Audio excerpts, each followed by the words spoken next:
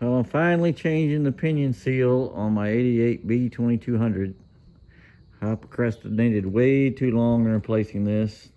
That slow leak has turned into a huge leak, and the bottom of my truck is covered in gear oil, and everywhere I park there's a big puddle of gear oil coming from the rear end. So I gotta do something about this. I gotta overcome my fear that I've had for so long about doing this.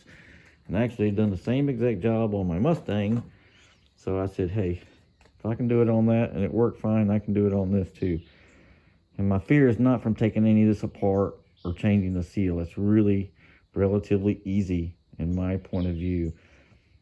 The hard part is that I know that I can't follow the factory procedure for retightening this nut onto my pinion, okay? And that sets the pinion bearing preload, and your gear mesh, all kinds of stuff can go wrong by not getting that right. So my process today is going to show you an alternative method for doing that. So let's just start at the beginning to do this job. Remember guys, I don't do nuts and bolts. You don't need to see me unscrewing a bolt. You need to know how to do the job. And it's going to start with being safe, because you have to get these rear wheels off the ground probably for access. The only thing going to keep your vehicle from rolling, even if it's on jack stands, is you need to chock your front wheels, okay?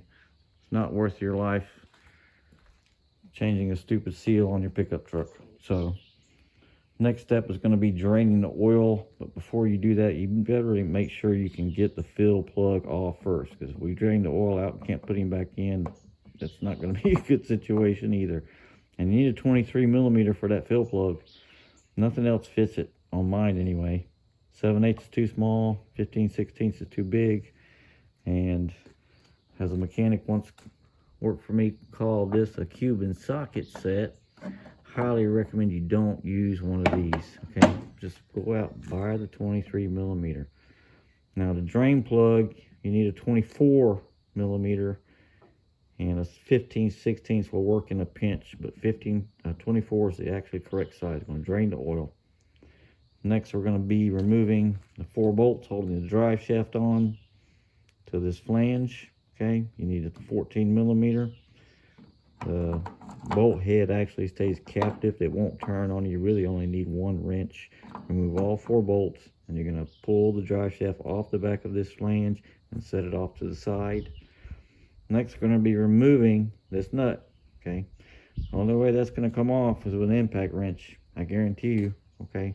A minimum starting torque for setting these up is 145 foot-pounds, okay? And it's been on there for almost 40 years. So for this, you really need a 26 millimeter, okay? I did not have one, but I did have a 1 inch, 3/4 inch socket that does fit, okay? My 1/2 inch drive 1 inch sockets do not. Okay, so why this fits, I have no idea, but it does. You really need a 26 millimeter to get that nut off. And I experimented a little bit with my impact gun. I turned the air down to about 90 psi and attempted to take this nut off, and it would not come off. So I had to turn it all the way up about 120. It still took a few seconds to turn this nut off. Okay, once you get that nut off, the little flange pulls right off of the shaft, and there you will see your seal. A simple flathead screwdriver, just work around the edges of it. You see I did here, and we'll pop it out. Okay, the new seal I bought was from Rock Auto. It's this SKF part number. Looks slightly different than the original seal. It does not have this flange running around it, but the inside diameter for your shaft, and also the inside diameter here that goes into your bore is, or the outside diameter, whatever you want to call it, is a perfect fit. I'll show you in a second. We'll crawl underneath the car. I'll show you this seal installed. And I installed that seal with a ton of lubricant. I used petroleum jelly just all around the inside of this seal. And I used a 2-inch socket over that seal to press it into place with this hammer. Okay, that's all the easy part. Okay, the hard part, like I said, is tightening this up. And I should have said before you actually loosen this bolt, we're going to make some really precision marks on this assembly right here, okay? And So what we're going to start with is we're going to make some marks. Like I said, you notice that I've marked mine. I lined up my 2 bolt holes and I made a mark across both of those. I made that same mark on my shaft that this is attaching to, and I also have the same mark on my nut right here before I loosened it. Okay, so in essence what we're going to be doing here, since I can't really judge how much torque I'm putting on this, I'm going to be relying on replacing this flange back in exactly the place it came from, and I'm going to be tightening, starting at like 150 foot-pounds to begin with, and I'm going to further tighten this to move my nut back into its original position. Okay, so like I said, this is not perfect science doing it this way at all, but it's really the only method you have. Okay, so like I said, before you take it apart, you mark a good marking on here. You make sure you got a good mark on the shaft as well that corresponds to these marks, and mark the orientation of your nut to match.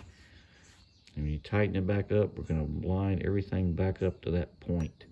So it's not the easiest thing to do, but this is what you got to do. Okay, like I said, the rest of it is easy. Let me just show you real quick on the truck.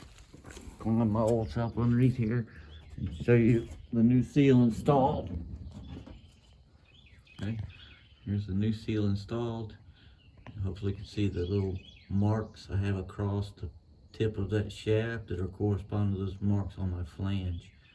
So like I said, this seal doesn't have that outer flange, but it does have there's a recess in here that seal's only going to go in so far.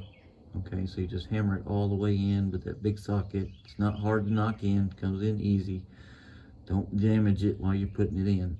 Okay, and like I said, cover all of this seal extremely well with some type of a grease. So when you first put that seal in, your flange in, that shaft in there, you're not going to damage this seal under your first startup. There's one last thing. I could do all this work and still could possibly have a leak, and that's because the main reason for the leak is the massive corrosion that was on this shaft here. Okay, hopefully I can give you a decent close-up of it. You can see the 2 grooves that are in that shaft for one thing, and then you can also see the pitting that was done from all the corrosion that was in here. All that corrosion just wore the rubber off of that seal. Okay, and there's very little tension of that seal around this shaft anymore. And now if it still could possibly leak because of these grooves and those pitting, and the only other option at that point is they make a repair sleeve. Okay, it's a real thin piece of metal. It's a sleeve that'll go over the top of this shaft and provide you with a smooth surface, so when you reinstall it back into your seal, it won't leak. I'm hoping I've got it cleaned up well enough, and maybe that seal will be the new seal will be in just a slightly different position than the original, but this is what you're going to be faced with, guys. The hardest part for sure is going to be retightening this nut in the right position. The rest of it is pretty much just a nut and bolt. You got 4 bolts to loosen the drive shaft, a fill port, a drain port, and a pinion nut. So not a whole lot involved, but hopefully this helps some people out. I couldn't find any videos on this at all online. And oh, by the way, you can buy the original seals from Mazda still. They're only like probably around less than 20 bucks if you want to get one. And I figured if mine didn't work, that was what I was gonna have to do, go and order original. So anyway, guys, don't make a puddle all over the place like I'm doing. It's not that hard to change this pinion seal. You can get it done. So thanks everybody for watching today.